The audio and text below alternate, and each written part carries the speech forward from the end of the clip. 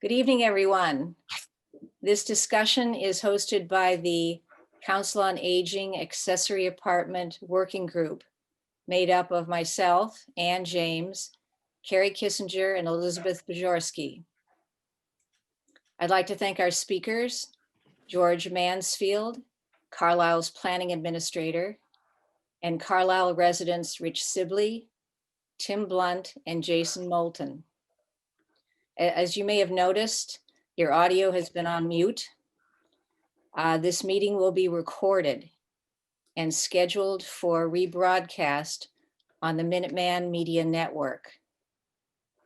A link will be available through the COA, so you can watch the recording whenever you want. If you do not wish to be recorded, please leave your microphones on mute. If you have any questions during the presentations, please type them into chat and we will address them after the speakers have finished. The chat button can be found at the bottom of your screen. You press chat and a window will open. You type in your message and you press return. There's also a little window that says to everyone, and it should be to everyone.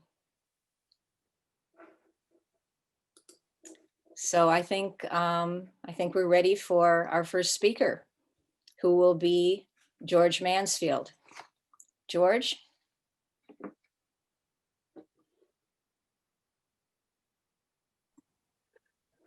Thank you very much, Ann. I hope everybody can hear me. Thank you, and thank the Council on Aging for inviting me to join you and give you some background information on some of the work that the Planning Board does specifically regarding accessory apartments. I want to start off by saying that accessory apartments are a very popular option for people right now. We've had more applications within the last 3 or 4 months than we've had in the last 10 to 15 years. It is a very efficient way to provide a needed type of housing, and you can do so by adding accessory apartments without tear downs, without disrupting existing neighborhoods, and without developing valuable open space. The first thing I want to talk to you about is actually what is an accessory apartment, and how are they defined and how are they used. Next slide, please. I have here a few definitions of what accessory apartments are and what they're comprised of. Basically, the basic objective of an accessory apartment is to allow 2 dwelling units on a single family within a single family district. As you know, most of Carlisle, all of Carlisle that is zoned as residential is zoned single family. But by special permit from the Carlisle Planning Board per the Zoning Bylaws, units can be added as accessory apartments. The definitions that are important here are, first of all, what is a dwelling unit? And this is from the Carlisle Zoning Bylaws. You'll see it, the part in quotes on the screen. They're complete, independent living facilities for 1 or more persons, including provisions for living, sleeping, eating, cooking, and sanitation. And focus on that cooking. That is the important distinction here. An accessory apartment, which we'll call an AA for shorthand, is a distinct portion of a single family dwelling or a detached unit in an accessory structure in a single family lot, having its own kitchen, again, focusing on cooking, and bathroom facilities.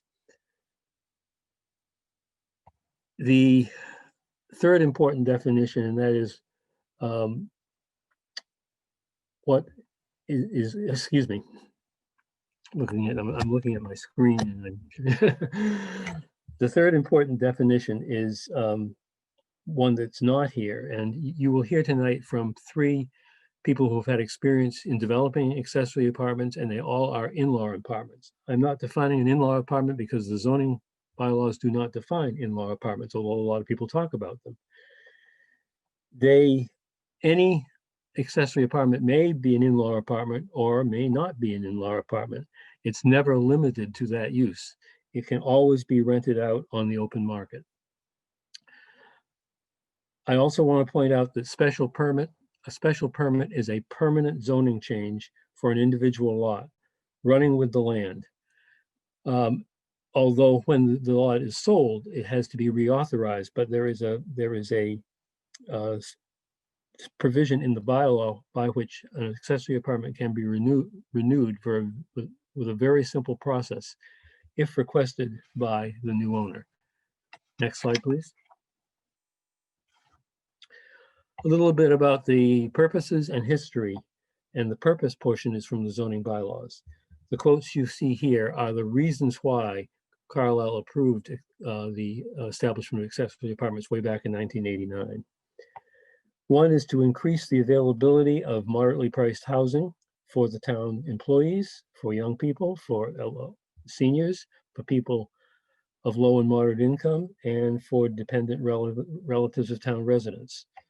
Second reason for or purpose for accessory apartments is to provide an opportunity for homeowners who can no longer physically or financially maintain their home. It's too big for them. It's too hard for them to do the work. It's financially difficult for them to remain there, but they may be able to do it with an accessory apartment on the lot. A third is to create a variety of housing to meet the needs of Carlisle residents other than just standard single-family homes. A fourth is to provide stability, property values, and the single-family residential character of Carlisle's neighborhoods, and that's a very important one. Accessory apartments are not transforming Carlisle into a two-family town. It's still a single-family town. Finally, an important purpose is to legalize unpermitted accessory apartments, conversions that were done without building permits usually, and to encourage the town to monitor these conversions for compliance with the state building code for safety reasons. We have not seen many of that over the years. We have just approved one such apartment last week. The planning board approved one such apartment last week, and we hope to be able to approve more of those apartments. Next slide, please. As I think I mentioned, this portion of the bylaws was adopted by town meeting in 1989 as section 5.6, and it was updated in 2006 and 2017. The bylaw, starting in 1989, capped the number of accessory apartments in town at 75. No more than 75 accessory apartment special permits may be granted. However, in the 30 years since 1989, the planning board has only granted 25 accessory apartment special permits, so there's still a long way to go. Since this July, there have been 8 pre-applications or applications coming to the planning board, an increase basically of nearly 10 times the annual amount that we've had over the last 30 years. Most of the current interest is in detached units, and I'll get to that a little bit more later. Our 2 new permits were approved just this month, just last week, as a matter of fact. By state law, again, a very important aspect of this, by state law, special permits require a public hearing with published legal notices and with direct mailings to abutters notifying them of the application and of the public hearing. Those are the responsibility of the applicant. To move on to process. The process to apply for a special permit involves 2 very important first steps. One of those steps is to review the planning board's rules and regulations, which are online at carlislema.gov on the planning board page. It's really important, if you're interested in an accessory apartment, to go to that portion of the website and read those regulations. They're written for the layman, they're not written for engineers, and we hope that actually soon we're going to even clarify them even more. But they work well if you can agree to work with the board. Then the next step is to prepare draft plans of what your proposal is. What are you intending to do? Where are you intending to do it on your lot, in your existing house, in an existing structure, in a new structure that is separate from your house? All of those are possible. The regulations, but by the way, contain the forms that you will need for your application. So it's important to get familiar with those regulations. Once you've prepared your ideas in very rough draft form, you should contact me or my assistant, Gretchen Kaywood, at my email is gmansfield@carlislema.gov. Gretchen's is gkwood, CAYWOOD, at carlislema.gov. And we can both be reached at 978-369-9702. Next slide, please. Once you go through these preliminary steps, what do you do next? Well, first you need to either obtain, if there's one existing, or prepare a site plan of the principal residence and the proposed accessory apartment. On that plan, you will need to show where the structures are, where the driveways are or would be, walkways, parking areas, and the setback distances from the structures to the lot lines. Secondly, you need to obtain or prepare floor plans of the principal residence and the proposed accessory apartment. Sometimes this will involve an architect, not always. Sometimes it can be done by a building contractor. They do, however, have to show the dimensions of the living spaces. Thirdly, you should obtain or prepare exterior elevations, that is, views of the principal residence from all four sides, or however many sides the buildings have, and the end of the proposed accessory apartment. You can use photographs rather than having drawings if that is more convenient for you. Of course, you can't use photographs of something that isn't already built, but particularly of the existing residence or the part of the residence that's going to be used for the accessory apartment. You can provide that information in photographs. You also need to provide calculations of the floor area of the proposed accessory apartment and the living area of the main house, certified by an architect or by a licensed building contractor. You do not have to have an engineer to do this portion of the work, but I will again get back to that in a few minutes. For detached accessory apartments, you should also obtain proof of when the main house was constructed, because it has to have been constructed more than 10 years in the past. Next slide. Your next step, again, a very important step, is to gather input from other specific town offices. Basically, there are three. One is the Board of Health. The Board of Health must certify that the existing septic system is adequate for the proposed accessory apartment, or identify the needed upgrades that are required to grant a special permit. There is a signed checklist available in the regulations that needs to be provided by the Board of Health, but the applicant is the one who's responsible for bringing that checklist to the board. Secondly, you should get in contact with the building commissioner, who has to verify that the AA plans are in compliance with the state building codes. This is usually a very simple step, particularly if you've planning new construction and have an architect's plans.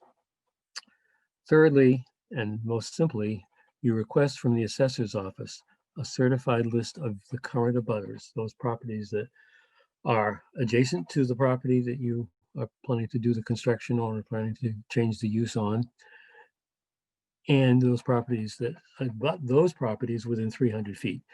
That it sounds confusing. The assessors know how to do this. They give you a list, they give you a signed letter certifying that this list is good for 90 days. The signed application and the fee for application, which is currently and has been for a long time, $250. I don't see it going up. with the forms and plans containing all the above information is then filed with the town clerk's office. Next slide, please. And this is a very common question. How long is this going to take? From the time you file with the town clerk through the public hearing and to the end of the state mandated 20-day appeal period for special permits, it can be as short as 6 weeks, a month and a half.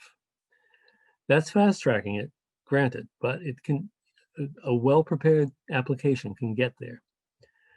The time to prepare for filing and to schedule the hearing can be quite variable, however, before you actually do the filing with the town clerk, depending upon the site and the project, specifically things like the availability and complexity of the plans that you need to provide, the Board of Health's septic requirements, which if you have an old system and it doesn't meet current Title V requirements, it's going to take a while to resolve that.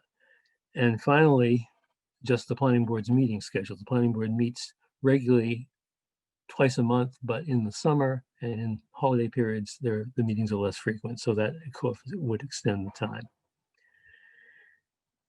If there are any appeals, or excuse me, if there are no appeals during that appeal period, and we've never had one of these permits appealed, by the way,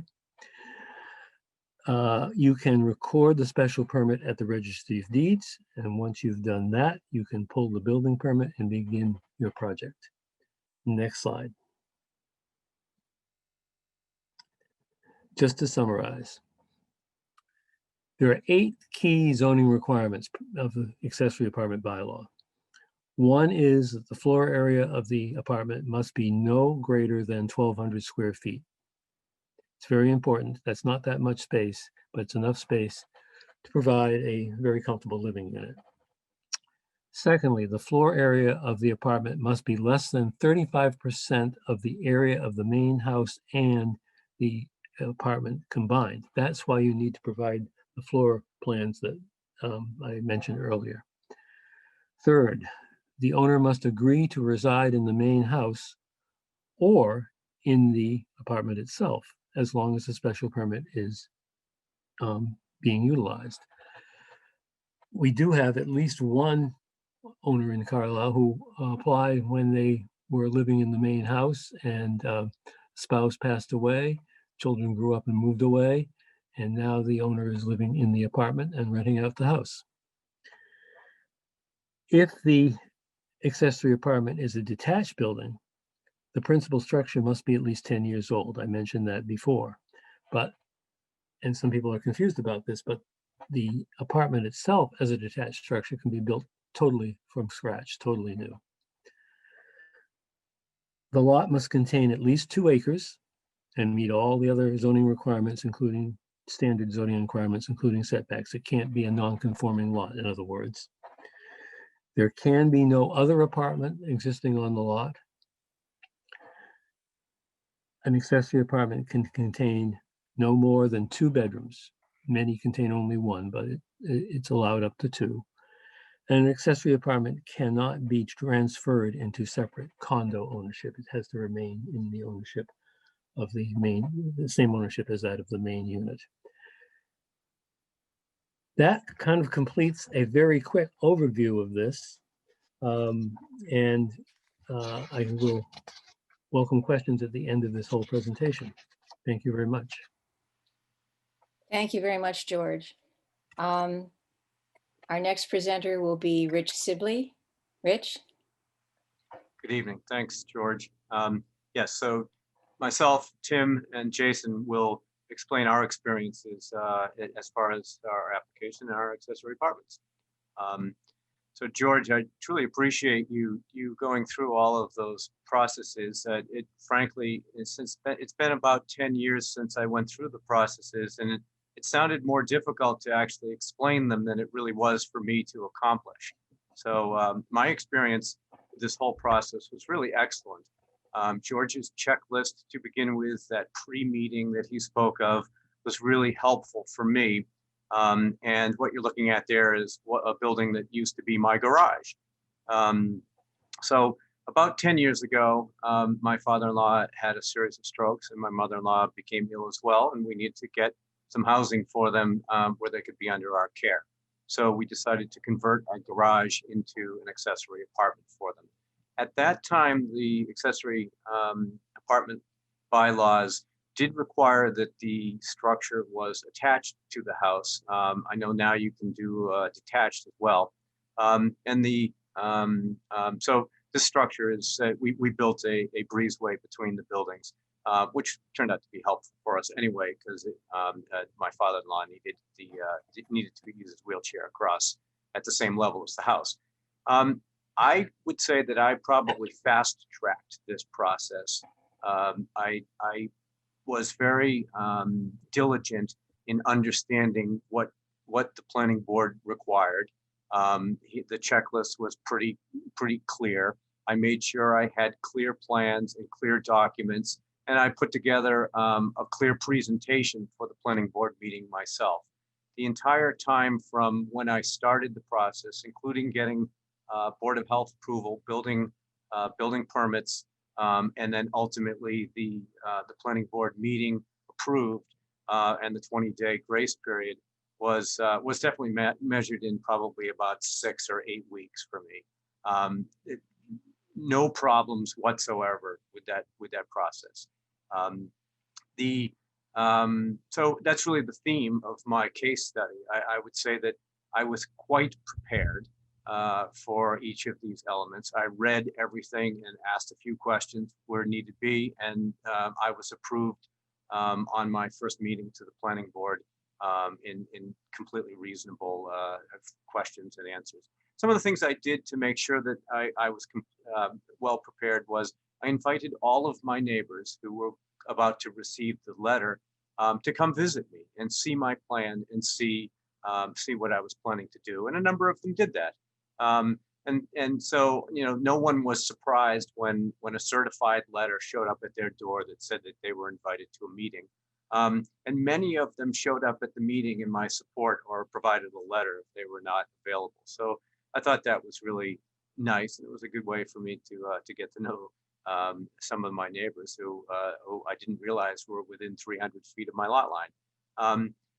My in-laws have since moved on and no longer live in this apartment, but I have been able to share this space with people who have been in need in town. So members of the fire department have had an opportunity to live with me. And here in COVID, this is our bailout space for our son should his college experience become negative on him. So we've had a really good experience, and should anyone be interested in presenting to the planning board for their special permit, I may still be able to dig up the slide deck that I used the evening that I was there as an example of how I demonstrated that I was fulfilling each of the requirements of the bylaw.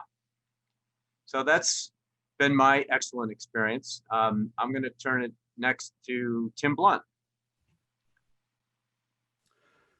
Thanks, Rich. So Rich inspired Stephanie, my wife, and I to do the same thing. Having seen the end product was just quite amazing, and what they could do for their parents in transitioning, if you will. So we came up with the idea as well, but Rich had some great advice, and I talked to a number of other folks. And when we built our in-law apartment, we added some design goals, and we wanted to find a way to have it integrate really well with the existing house, not just for my in-laws to come back and forth through the house, but also what would we do down the road with the house, considering, if we were going to stay there or if we were going to sell it. So we wanted some flexibility in the resale value to convert from an apartment to a guest suite and a large family room, or keep it as an accessory apartment. We also thought about some of the unfinished projects that have been going on forever in an expanded existing house. So we wanted to finish the basement and upgrade the heat and the hot water that we'd been putting off for years. So we put that all together in our plan. The process was, well, I hired an architect and an engineer. I hired Stamsky and McNeary They did a great job. Although when I saw the forms that they filled out and how easy they were, I wish I hadn't hired them. But I will say that George was fantastic. I mean, he's a pro at this and helped guide us and keep the stress down to the point that there was no stress. So the permit and design process was relatively smooth, just a few months. We did add a second septic system. We had a choice of replacing the existing one or adding a second one. Linda was very helpful in that, as was Stamsky and McNeary, to accommodate the expansion and actually incorporate some of the future expansion of the entire house. So we designed with an option to change the existing bedrooms via expanding the above in-laws addition, as I wrote there. Some benefits and tips. Think creatively. Design for the near term. You're adding 1,200 square feet, and what's the space going to look like? But we really benefited from thinking long-term, the options to bring value to our house. Make improvements and upgrades. Once you, as they say, once you start to open something up, you might as well take care of all the business that you need to take care of. And we definitely did that in fixing the utilities. 1,200 square feet is not that much. It may sound like a lot, but when you start to look at the nooks and crannies and the flows and think about, what if the person that's moving in here has a wheelchair, or, how wide should the shower door be to accommodate that? Egress to the cars, any steps. These are real important considerations if you're going to think a little longer term. A guest half bath was my mother-in-law's idea. As she had guests over, she wanted them to have a half bath and not go into her own bathroom for privacy's sake. Closet laundry was also important to her. Would have been great to have a guest bedroom for the apartment. That is a bit of a regret, but I don't know how we would have pulled that whole thing off. The last is have fun. It is not a difficult process. It's actually fun. It's been an extremely positive journey. The best part is having my mother-in-law, wife and children together every day. I make a joke that I have honeydews and granny dews every single day. I always do the granny dews first. I'm no fool. Our home has really become the gathering place for my wife's entire family, and for holidays and just about everything else. So it's been a great journey.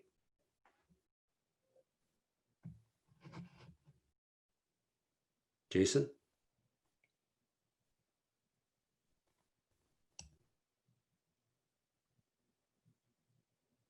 Thank you, Tim. Is Jason available here? Jason?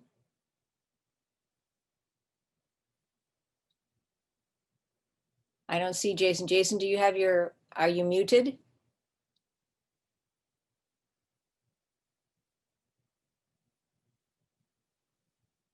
He's there.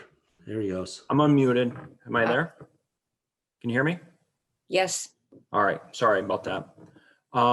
So similar to Rich and Tim, I definitely, my wife and I found ourselves in the need of an in-law apartment. A little different from those guys is that we purchased a property that had a detached structure, an existing detached structure. And what we did with that was to carve out a section of that existing structure as a residence for my mother-in-law. And so, that structure, though it was detached, currently had existing utilities. And we just needed to add in the kitchen and, the bath and stuff like that. It had already had a half bath. And really working with George, again, everybody has spoke well of George, and George is very helpful. Also just going in and talking with Linda Fantasia and John Mativier, the building inspector, was very helpful for me. Because talking through all, you know, during the design aspect and when we were kind of going back and forth about, you know, which way how the place was going to be oriented, and all the design considerations. There are just a couple, you know, there are always a couple kind of building code requirements that, you know, you don't think of unless you know. So it's better to talk some of that stuff through with the building inspector, just to make sure that you're, you know, putting forward something that's correct. So the other aspect of it, with regards to it being an existing structure, is we really focused on not kind of getting into the envelope of the existing structure. So all our renovations were interior. So it's a relatively large structure. So we didn't have to worry too much about the size percentage and stuff like that that George spoke about earlier, and allowed us to not have to deal with the exterior, which, you know, to a certain extent, cut down on kind of any complaints from neighbors and stuff like that, or possible complaints. But, and again, like all these, like Tim and Rich said, all the neighbors were very positive and even spoke up for it as it was presented for at the planning board. So that's all I got. Okay, thank you, Jason. I'd like to open the meeting now for questions. But before that, I've been asked to remind you again that the program is being recorded. So I see we have some chat questions. So Carrie, do you want to start by reading some of those?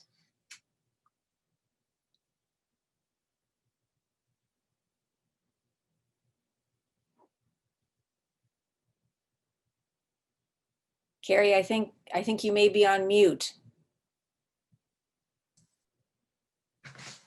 I am, and I was looking to see if,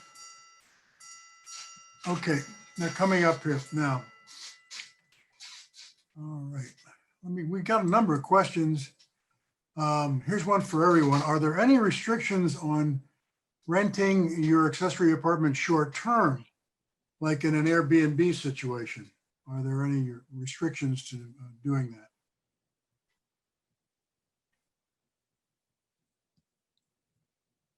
George, can you mute and answer that? Unmute.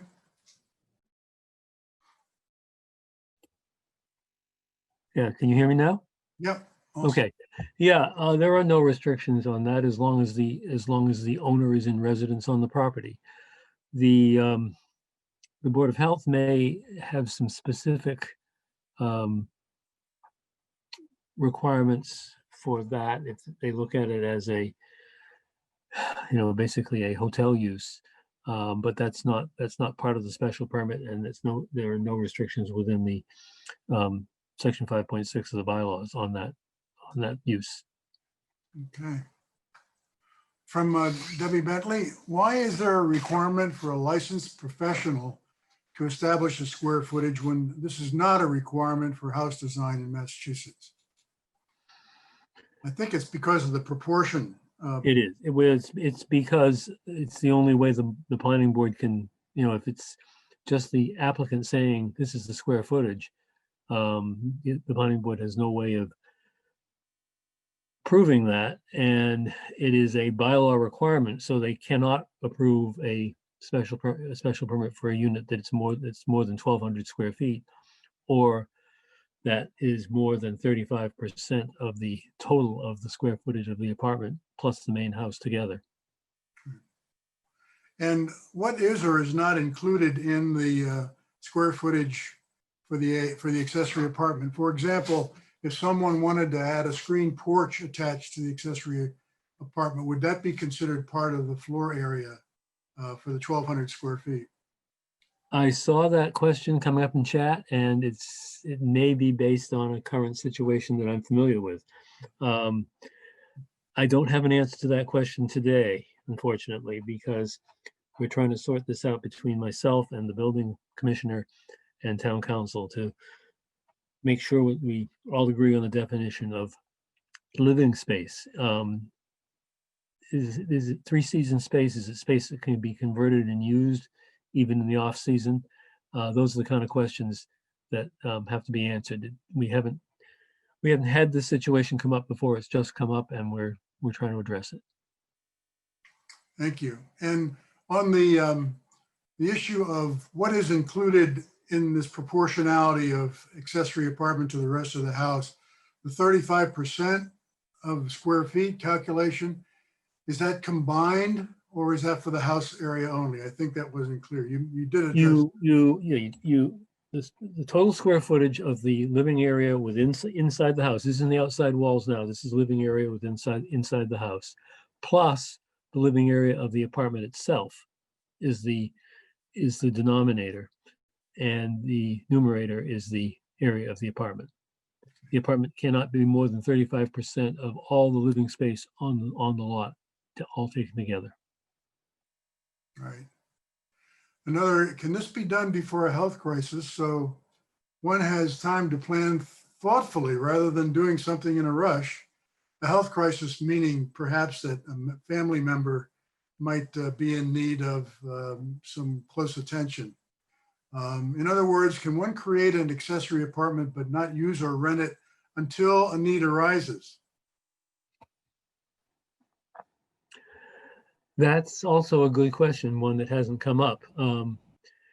In general, special permits, state law requires that special permits be exercised within 1 year, and they can be extended for an additional year, but 2 years is an absolute limit. In this case, if the apartment is created, if the facilities are there, if the plumbing is there, if the electricity is there, the water is there, et cetera, and it's usable, I think it would be judged to be an exercise permit and would not require someone actually living in it at the time. So if I wanted to convert and add an accessory apartment with the thought that maybe in the future I'd want to live there and rent the house out, I wouldn't need to basically identify the specific uses for the house and the accessory apartment. No, absolutely not. No. That's completely up to the owner's direction to do. Correct. And finally, a sort of a general concern from Mike Hanauer, the big picture of our town. Over the past 20 years, he's seen more traffic and loss of our rural feel. And there's always a pressure to grow, and 75 units would be a lot in his judgment. And there would be perhaps pressure to increase even beyond that. So what considerations are being given to how this fits in the overall character and feel of the house? Of the town, I'm sorry. Well, I don't know how long everyone's lived in town, but I haven't seen anyone cite the addition of accessory apartments as changing the overall character of the town.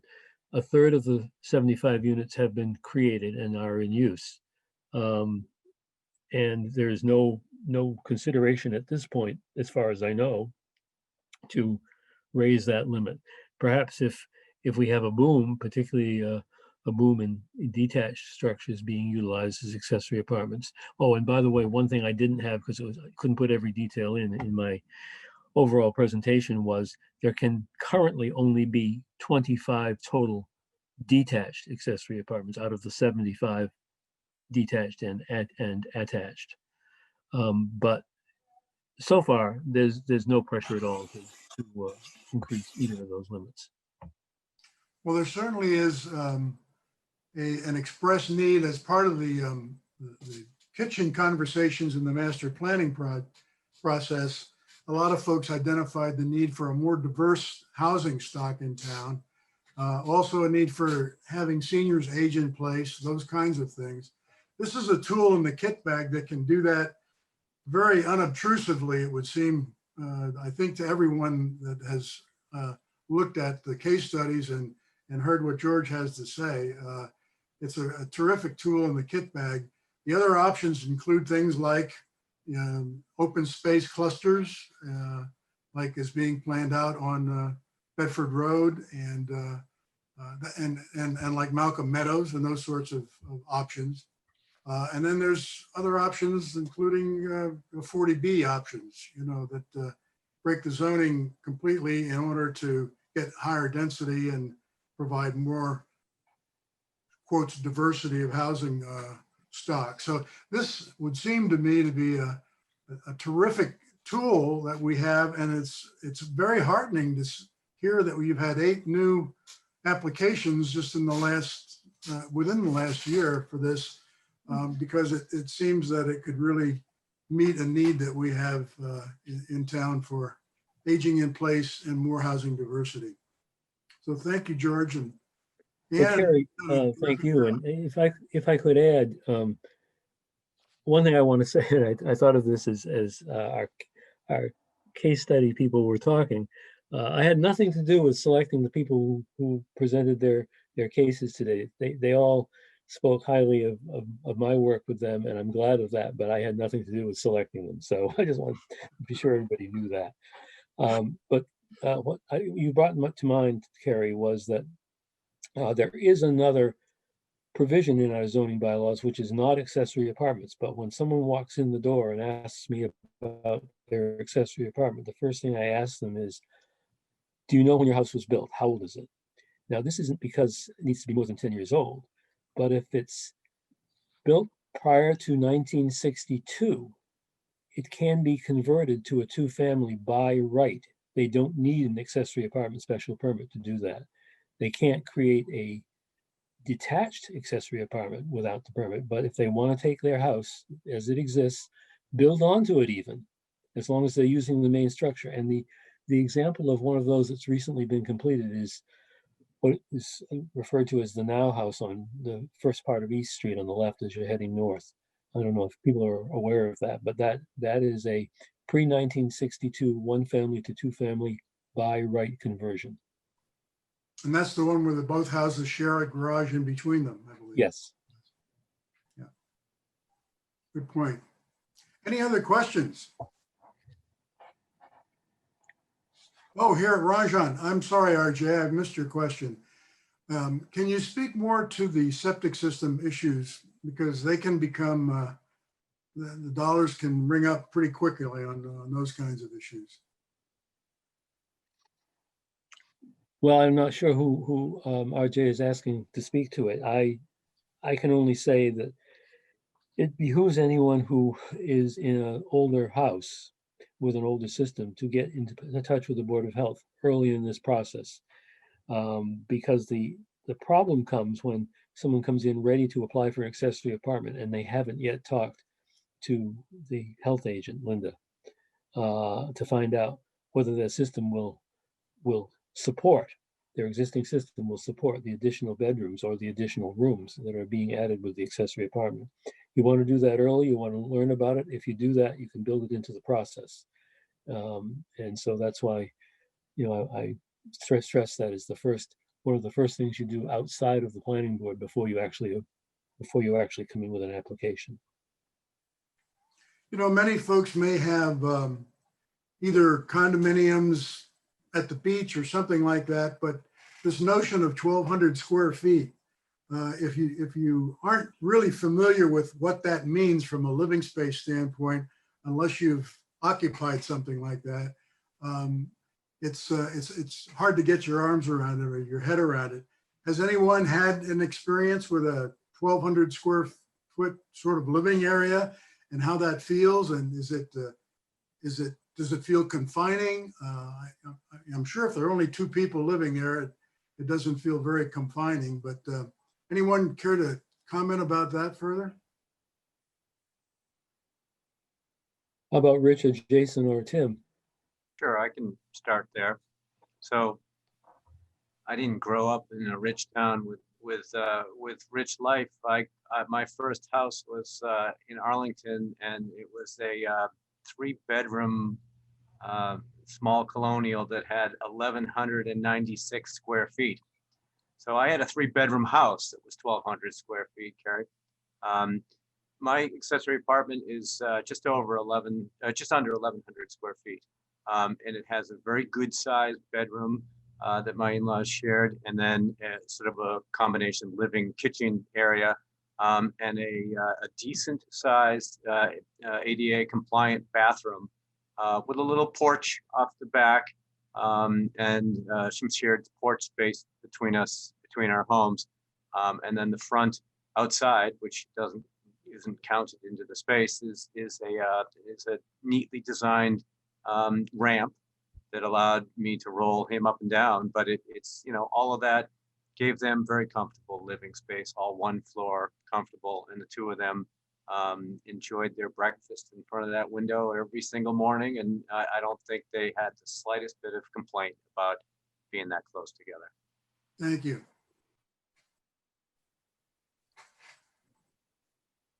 Okay, is anyone else? Carrie, it's Angela.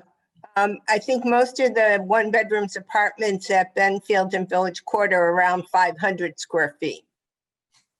So just to give people a sense of that's, kitchen, living area, and a bedroom. I have some other questions that have come on stream here.